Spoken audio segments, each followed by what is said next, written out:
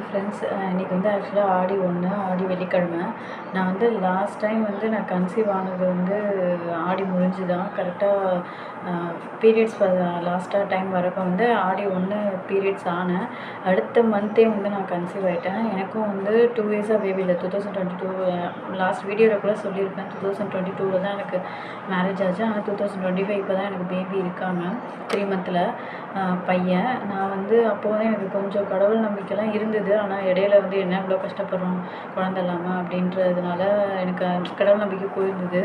அப்போது எங்கள் அக்கா வந்து எனக்கு சொன்னாங்க, ஆடி வெள்ளிக்கிழமை ஒரு தடவை வந்து நீ கோவிலில் போயிட்டு வளையல் வாங்கி கொடு, ஏதோ ஒரு அம்மன் கோவிலில் போய் வளையல் வாங்கி கொடு கோவிலுக்கு அம்மனுக்கு ஆடிப்புறத்தன்னைக்கு அப்படின்னு சொன்னாங்க.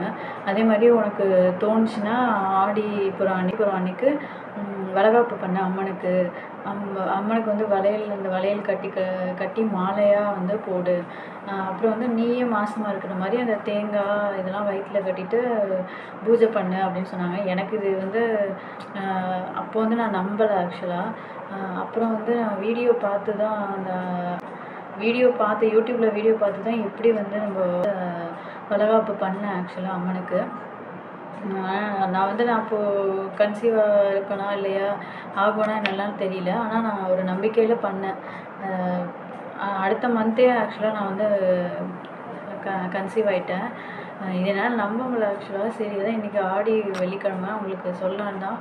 நான் வந்து அப்போது வந்து நான் வீடியோ பண்ணுற ஐடியாலாம் எனக்கு கிடையாது.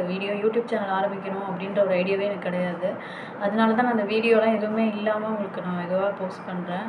ஏன்னா அப்போ வந்து எனக்கு இந்த யூடியூப் சேனல் ஆரம்பிப்போம்னு தெரிஞ்சிருந்தா, இல்லைன்னா நான் இப்படி கன்சீவ் ஆவேன்னு எனக்கு தெரியாது. தெரிஞ்சிருந்தால் கூட நான் அந்த வீடியோ எடுத்திருப்பேன். நீங்கள் ஒருவேளை நீங்கள் நம்பியிருக்கலாம்.